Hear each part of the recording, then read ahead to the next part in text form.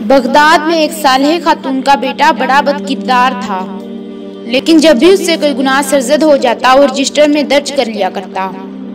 ایک مرتبہ رات کا وقت تھا، اس کا دروازہ کھٹکا۔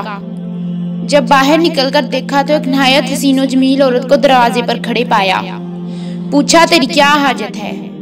اس نے کہا میرے یتیم بچے 3 دن سے بھوکے ہیں، ان کے کھانے کے لیے کچھ طلب کرتی ہوں۔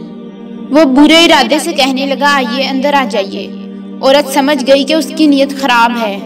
وہ لا حول پڑھتی ہوئی پیچھے پلٹی ہی تھی کہ اس شخص نے زبردستی اندر کھینچ لیا۔ عورت پکار اٹھی اے مصائب و آلام کے دور کرنے والے، مجھے اس کے شر سے محفوظ فرما۔ پھر اسے کہنے لگی ذرا میرے اشعار سن لے۔ ترجمہ: اے وہ لوگو، اپنی روانگی کے دن کو بھولنے والوں، مجھے تو تم موت ہی سے غافل نظر آتے ہو۔ کیا انہی باتوں نے تجھے نصیحت کو قبول کرنے سے روک دیا ہے؟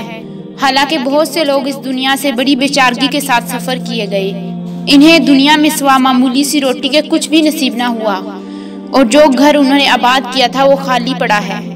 تیرا بھی کلیہ کسی دن بالکل اکیلے قبرستان میں ٹھکانہ ہوگا اور انہی کا ہمسایہ بن جائے گا۔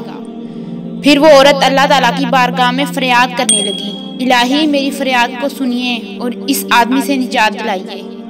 وہ آدمی عورت کے یہ اشعار سن کر رونے لگا تو عورت نے کہا باخدا جب تیرے اور تیرے مالک کے درمیان معاملہ درست ہو گیا ہے تو اب اس کی گرفت سے نہ ڈر۔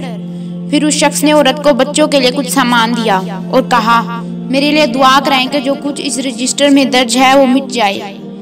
عورت دعا کے وعدے پر وہاں سے بچوں کے پاس آئی اور کھانا تیار کیا۔